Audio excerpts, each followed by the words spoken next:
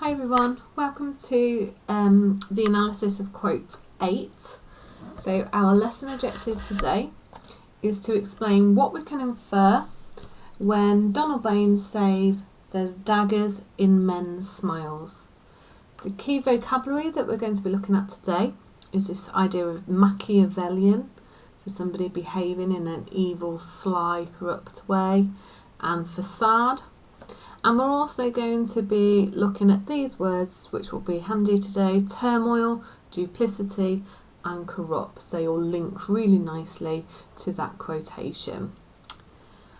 Before we start analysing the quote, we need to look at the context of the quotation. So this quotation occurs in Act 2, Scene 3, and it's the aftermath of Duncan's murder. Macbeth has killed the guards, told everybody he couldn't control his anger, but we know that he is trying to get rid of evidence. And Donald Bain and Malcolm, who are Duncan's sons, have just found out that their father has been killed, and in this quotation they are discussing, in this scene, they are discussing their position and the actions they should take. So this is Donald Bain and Malcolm's reaction to the news that their father has been murdered. And before we have this quotation, Malcolm says, "We haven't even got time to grieve. We need to take action." And this is Donald Bain's response. He says, "There's daggers in men's smiles." So there are three key words that we're going to zoom in and focus on to analyse this quotation. We're going to look at the idea of daggers and what that is a metaphor for. We're going to look at the idea of smiles and why we've got that comparison, daggers in smiles. And then we're also going to look at this plural here of men's. Okay, there's daggers in men's smiles. Okay, so before I begin, I'd like you to pause the video and make sure that you have got down the lesson objective, the vocabulary we are looking at, and the context of this quotation. So why this quotation is important and where it takes place within the play. Okay, off we go. Okay, so you should have made those notes now. We're going to have a look at that first quotation. Daggers in men's smiles. Okay, so the word dagger here is being used as a metaphor. When we think of a dagger, we know, and we certainly know in this case, that it is a weapon and it's used with murderous intent. So the word dagger itself really does have those connotations of danger and murderous intent. This is the weapon that's being used to kill the king. Now, if we explore a dagger in a little bit more detail, we think about other weapons, like a sword. Macbeth, we know, is very skilled using the sword when he's in battle, and he's praised for his use of the sword, because a sword in battle, it has really positive connotations of somebody being noble and heroic, and the better the quality your sword, the higher up in terms of your social status is. And if even in today's society, the Queen, you know, she uses a sword to knight people, to give people OBEs, etc. So the sword really does have those positive, heroic connotations. A dagger, however, is slightly different. A dagger isn't a weapon you would use in battle. It's a weapon that you use when you're in close proximity to somebody. So you're very close to someone. It's something you pull out that maybe you've got secretly on your belt or in your boot. It's something that is quite small. It's quite secretive. It's quite sly to use a dagger in someone's back. So we can say that the metaphor dagger is very symbolic of the lies and treachery surrounding the regicide of the king and all the plotting that is taking place. So the fact that Donalbain suggests that there's daggers in men's smiles, it doesn't say swords, there's not swords in men's smiles, there's daggers in men's smiles, really reveals that he feels, he suspects foul play. He suspects that his father has been murdered by somebody else other than the guards. A bigger plot is taking place, and it's full of lies and treachery. Okay, so I'd like you to just make a note of that key idea that the dagger here is a small weapon. It's used in close proximity to somebody, and therefore it's got real sort of connotations of being secretive and sly. And therefore, the dagger metaphor is symbolic of lies and treachery, and shows us that Donalbain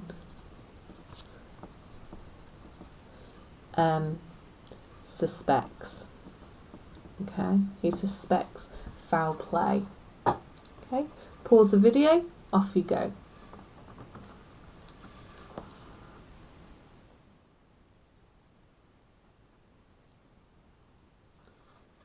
Okay, we can also explore the dagger metaphor a little bit deeper,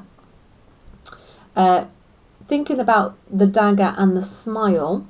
Sometimes people might refer to teeth as being dagger-like, sharp dagger-like teeth, and that really suggests that those teeth are dangerous, animalistic, if you're thinking about the fangs of an animal, and savage.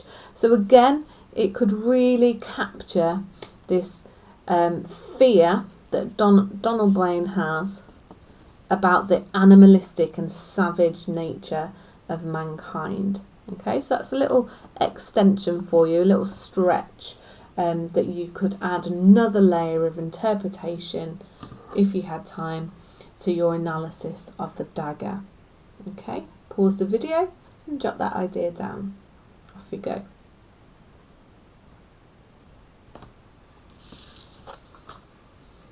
Okay, the next idea that we're going to look at is this idea of smiles. So smiles is a noun, but it really is, in this phrase, a contradiction between daggers and smiles. So daggers has all this really negative connotations, whereas smiles is really positive. So we've got this real negative against the positive here. Smiles is something that you do if you're happy, if you're pleased with something, if you're trying to be friendly. So we've got the real opposite here to that dagger. So we've got a contradiction. The smile, we could say, represents that false, duplicitous nature of man. So duplicitous, is being deceitful, two-faced. Okay, and we've seen that already in the play, this idea of looking one way but behaving another. So looking positive but actually behaving in a negative way. And we have seen that, okay, this idea of the innocent and the positive against the evil. We see that with Lady Macbeth. Look like the innocent flower, but be the serpent under it. So look like something positive and innocent, but be something evil and satanic underneath. And we've got that in this quotation. Look friendly and happy, like you are smiling, you are friendly, but behave in a real Machiavellian way. Okay, behave in an evil, corrupt, murderous way. Okay, and we also see that with the witches as well, with that paradox right at the beginning. A fair is foul, so fair, the innocent, the positive, against the foul, the evil, the wicked. So we've really got this idea, I like this idea, the corruption of the positive, the corruption of the positive. So, and this takes place all the way through the play. We see it in lots of different guises. This idea, the positive being corrupted.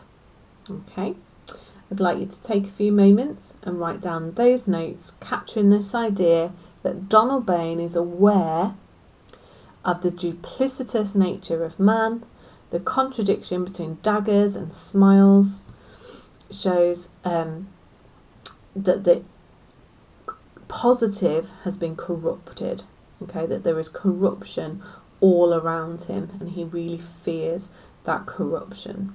Off you go.